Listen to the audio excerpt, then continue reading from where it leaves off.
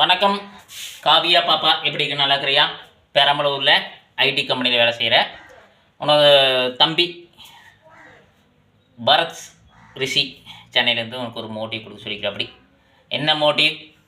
சூப்பராக வேலை செய்கிற ஐடி கம்பெனியில் இருந்தாலும் அங்கே இருக்கிற எம்டி நீ என்ன வேலை செஞ்சாலும் திருப்தியாகாமல் ஏதோ ஒன்று சொல்லிவிட்டு குத்தம் சொல்லி குறை சொல்லிகிட்டே இருக்கிறாரு.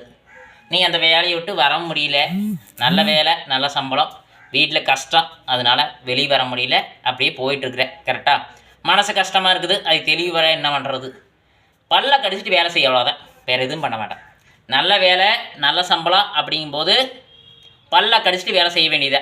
வேறு எதுவும் வேறு பக்கம் வேலைக்கு போவோன்னா அங்கே இருக்கும்போதே இன்னும் பெட்டரான வேலை உனக்கு, உன்னோட படிப்புக்கு தகுந்தது, உனக்கு தகுந்த வேலையை அப்படியே இந்த வேலை செஞ்சுட்டே பார்த்துட்டே இரு.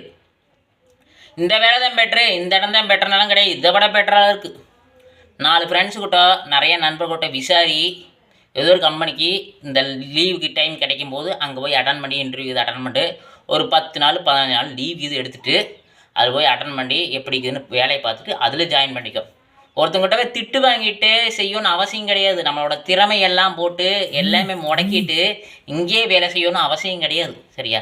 இங்கே நல்லா சம்பளம் வருது, மற்ற பக்கமெல்லாம் எப்படி சம்பளம் வருது இல்லை. இங்கே நல்லா சம்பளம் வருது, மற்ற பக்கம் எப்படி சம்பளம் வருது இல்லை. இங்கே எல்லாருமே நல்ல ஆட்கள், மற்ற பக்கமெல்லாம் எப்படி இருப்பாங்க தெரியாது அப்படின்னாலாம் நினைக்கக்கூடாது. மனசு கிளியராக, உனக்கு மோட்டிவேஷனாக, நீ 4 விஷயம் தெரிஞ்சுக்கிறதுக்கு, இன்னும் நிறைய அறிவுகள் கற்றுக்கிறதுக்கு, இன்னும் நிறைய விஷயங்கள் கற்றுக்கிறதுக்கு, இந்த இடத்த விட்டு ஒரு இடத்த விட்டு இன்னொரு இடம் போனாத்த நிறைய கற்றுக்க முடியும், நிறைய தெரிஞ்சுக்க முடியும், நிறைய பேச முடியும், நிறைய சொல்ல முடியும், நிறைய விஷயங்களை நீ மேற்கொண்டு என்னென்ன பண்ணலாங்கிற சிஸ்டமேட்டிக்கும் உனக்குள்ளே வரும்.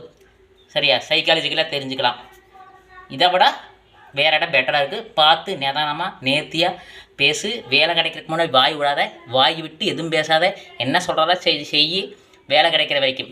அப்புறம் சொந்த தொழிலுக்கு இது ஏதோ ஒன்று பண்ண மாதிரி இருந்தால், ஏதோ ஒரு ஐடியாஸ்க்கு இது இருந்தால், அப்பாவோ உங்கள் வீட்டில் அண்ணன் தம்பியே இருந்தாங்கன்னா அவங்ககிட்ட ஐடியா கேட்டு ஏதோ வீட்டிலேருந்து சொந்த தொழிலுக்கு இது ஏதோ ஒரு பண்ணுற மாதிரி இருந்தால் அதுக்கு தனியாக கொஞ்சம் மூவ்மெண்ட் பண்ணிட்டு 2 பக்கம் கொஞ்சம் சிதறடி, கொஞ்சம் ரிலாக்ஸ் ஆகு.